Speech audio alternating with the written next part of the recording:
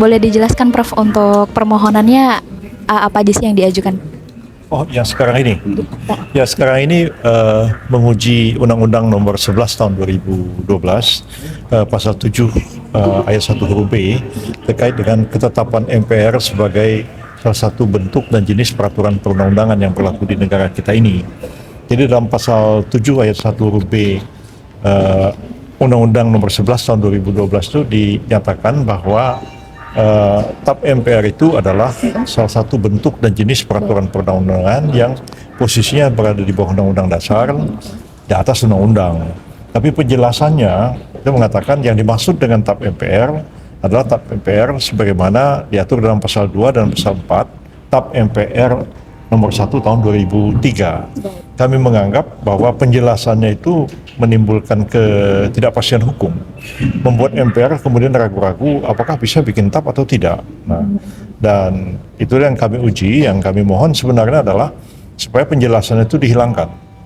Jadi dengan demikian MPR itu bisa saja membuat ketetapan-ketetapan untuk mengatur hal-hal yang terkait dengan masalah-masalah fundamental dalam kehidupan berbangsa dan bernegara kita.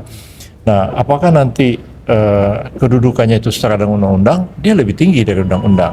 Lalu apakah bisa diuji oleh Mahkamah Konstitusi? Dia tidak bisa diuji oleh Mahkamah Konstitusi karena dia berisi aturan-aturan dasar penyelenggaraan negara untuk melengkapi ketentuan di dalam undang-undang dasar. Jadi dia tidak sama seperti undang-undang. Dan seperti kita lihat sebenarnya banyak hal yang bisa terjadi di negara kita ini, kebuntuan-kebuntuan konstitusional yang semestinya bisa diatasi hanya dengan dua cara, amandemen konstitusi atau MPR diberikan kewenangan membuat ketetapan-ketetapan. Nah, contoh yang di depan mata kita misalnya, amandemen UUD 45 itu menyatakan bahwa pemilihan calon presiden dan wakil presiden itu diasumsikan lebih dari dua pasang. Ya. Jadi kalau dalam masuk putaran pertama dipilihlah yang dua terbanyak. Ya. Dia baru dinyatakan menang kalau setengah per satu provinsi. Gimana kalau sekiranya diboikot? Atau hanya ada satu pasangan calon presiden? Bisa dilaksanakan nggak pilpresnya? Nah itu nggak ada jawabannya. Nah, apalagi nanti diuji kayak pilkada lawan kota kosong. Kota kosong tuh bisa dipilih nggak sih? Nah, kota kosong itu kan bukan subjek hukum. Ya, dia kapan kota kosong itu mencalonkan diri jadi calon presiden kok bisa dipilih gitu. Nah, akhirnya kan jadi menimbulkan kekacauan. Dan menurut saya ya keadaan seperti itu, kalaupun amandemen konstitusi itu akan panjang dan akan rumit pembahasannya, mengapa MPR tidak diberikan kewenangan untuk membuat ketetapan? Misalnya menjabarkan ketentuan dari UUD 45 tentang proses pencalonan dan pemilihan presiden. Kalau dalam hal terjadi hanya ada satu pasangan, bisa dipilih atau tidak. Kan tidak ada kejelasan tentang hal itu sampai sekarang. Oke, baik Prof.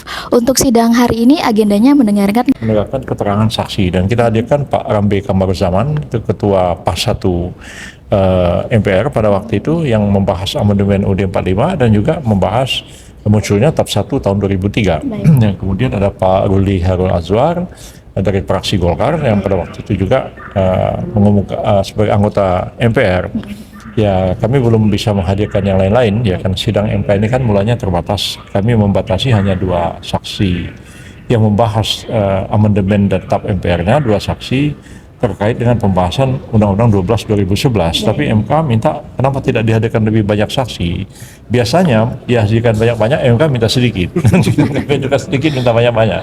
Ya karena memang ini persoalan yang sangat menarik, dan saya pikir MK harus memutuskannya dengan pembahasan yang mendalam, karena ini menyangkut kehidupan bernegara kita yang fundamental. Misalnya contohnya lagi, misalnya pemilu itu dilaksanakan 5 tahun sekali. Masa jabatan presiden 5 tahun, menteri 5 tahun, DPR, DPRD, DPD, MPR 5 tahun. Nah, pemilu diadakan 5 tahun sekali. Nah, pas pemilu 5 tahun sekali itu tidak bisa dilaksanakan. Misalnya ada bencana alam, ada pandemi, ada perang, ada kerusuhan. Terus gimana? Pemilunya nggak bisa dilaksanakan, presidennya sudah habis masa jabatannya. Nah, begitu dia habis masa jabatannya, itu kan bukan presiden lagi. Terus negara ini mau dibiarkan berada dalam keadaan kacau.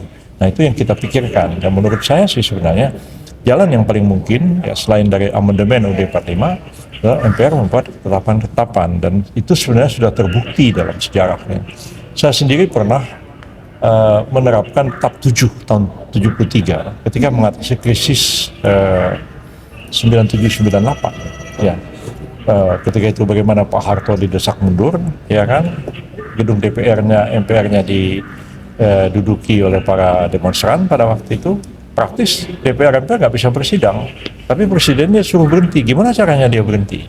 Nah, saya pakai TAP 7 itu, dan itu membuat berhentinya Pak Harto itu menjadi sah dan konstitusional, dan kemudian juga pelantikan Pak Habibie sebagai presiden itu sah dan konstitusional.